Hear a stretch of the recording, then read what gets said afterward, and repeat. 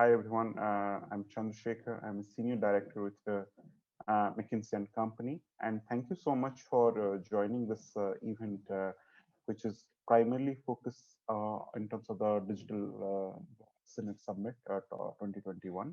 And our focus is going to be discussing the emerging trends, what is happening globally, as well as in the context of India, in terms of what are the critical thinking that goes across overall public sector digitization initiative.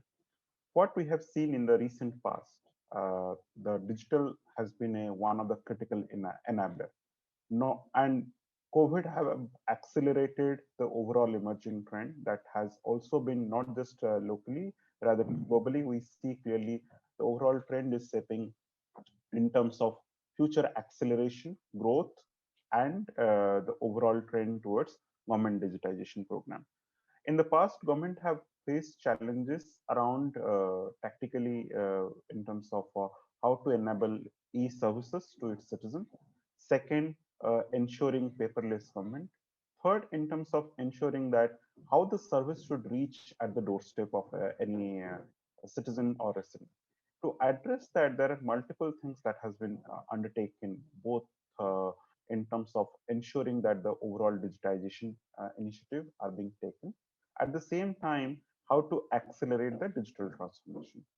To sum it up, what we clearly see that the trends are more focused towards how to bring the right stakeholder, or in the emerging trend is around how to bring the right stakeholder towards the thought leadership so that the government initiative could get accelerated. Second is around the public-private partnership, which has been successful in the context of India in different occasions, bringing the right partners to the table. Third is bringing the overall leadership who drive the overall transformation. To address this, there are some tactical journey that we have seen by different government institutions globally as well as in the context of India. What we have seen globally that across Europe or Middle East and in US, government is pushing towards more digital transformation so that the citizens get the right benefit. Second is to ensure that the stakeholders get the benefits. At the same time, they should also have a feedback mechanism for the government for a transparency standpoint. And this has accelerated the government services. Those are being available on different platforms.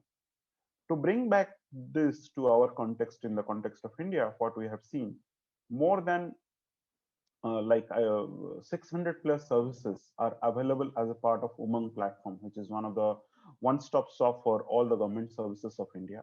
Second, we also clearly see state governments are also investing across the digital initiative. And in the recent past, what we have seen, government also has increased its allocation towards budget allocation on information and technology part of it. To do this, I think what the tactical thinking is also going on, not just from a government partners side, we also see the private players, whether the banking partner, retail partner, are also cross collaborating to accelerate the overall digital transformation side. This helps to bring a lot of digital talent to this ecosystem. Second, bring the right stakeholder as well as the overall industry to one forum who can cross collaborate across a single participation model. And on top of that, what we clearly see that when the overall growth trajectory is happening, and maybe just to give a bit of a growth standpoint, we estimate that almost 9% growth is happening only on the technology platform building on a year-on-year in India context. And this is what we see is going to continue by 2025. That boost is also coming. What is our technology infrastructure readiness, which is essentially the data center investment, hyperscaler investment that has been done by major hyperscaler player.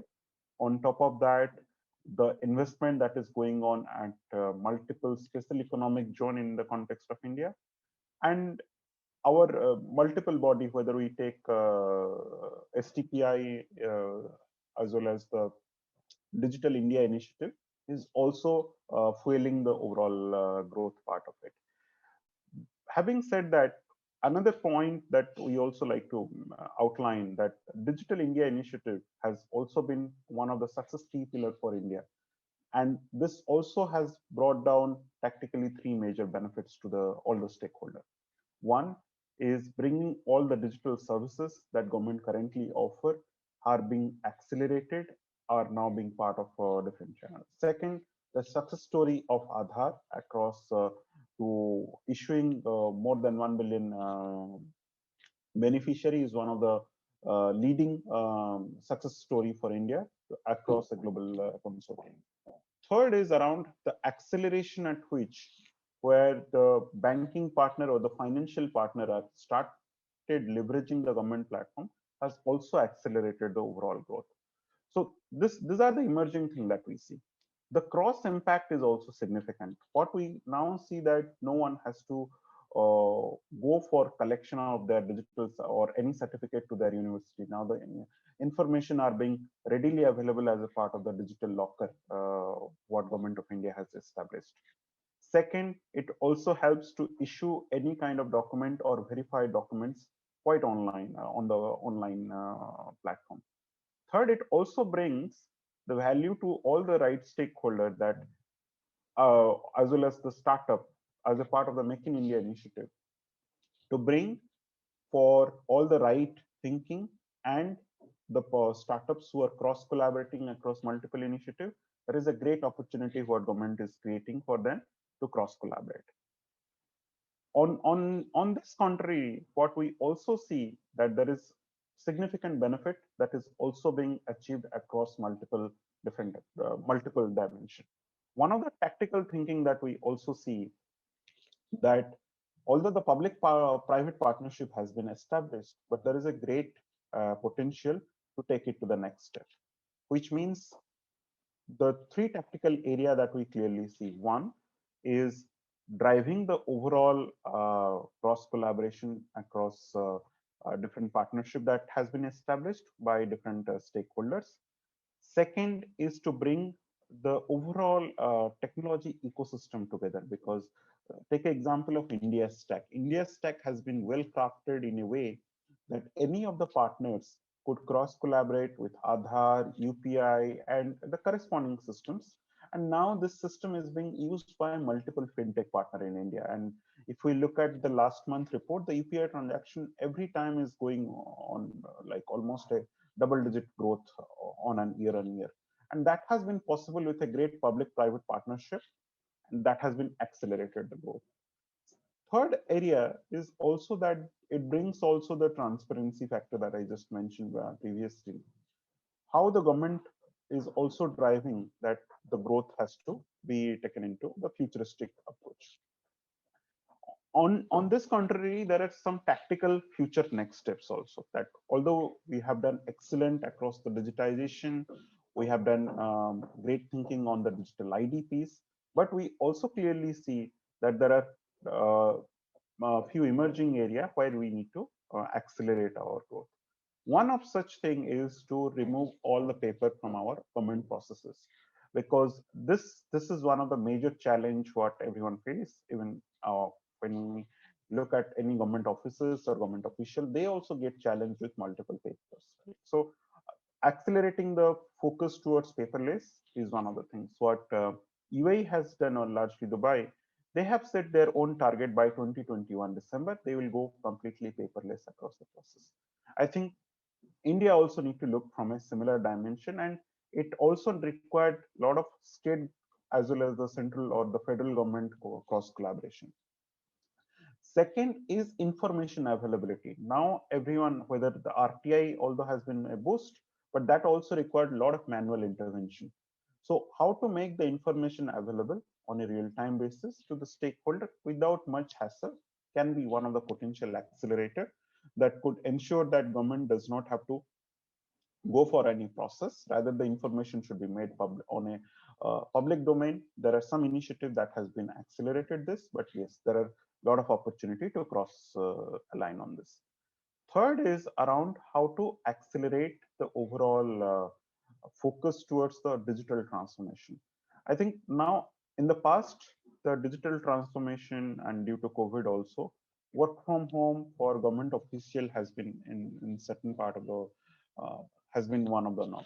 But how we accelerate that for different agency departments so that the government offices are going to be thin in thin. At the same time, the public information sharing could be more. So, which means it ensures that the services are being going to be available for everyone at a right stakeholder and right input from different sides. On the fourth, I think land transformation, which are like land registration for land resale. This is one of a major pain point that currently exists, which required a lot of technology transformation, digital investment, and that although there are a lot of attempt has been made by different states, but there should be a federal approach also that needs to be undertaken to ensure that these things are being taken into consideration. And finally, what we see, the emerging technology around artificial intelligence, machine learning, blockchain, these are one of some of the area which has not been used to its great extent. I think this is one of the area that could be used to the maximum extent that could help the government for combating its own workforce management process, ensuring that we leverage AI for all our critical thinking process, including our defense approach, right? And maybe on top of this, as we are driving towards digital transformation, cybersecurity is one of the critical part, which has been one of the focus point for both public sector and private sector.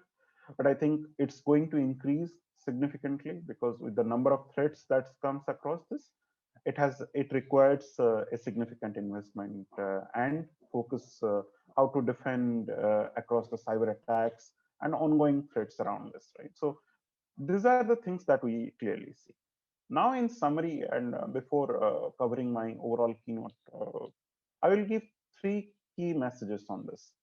One is around how we ensure that all the right technology transformation are being prioritized. I think this is one of the things what we always see, that multiple initiatives are being undertaken, but prioritization and ensuring that the right business impact is being achieved, that is one thing that everyone has to look at. Second, to ensure that what are the low hanging fruit on digital transformation, because there are multiple opportunity.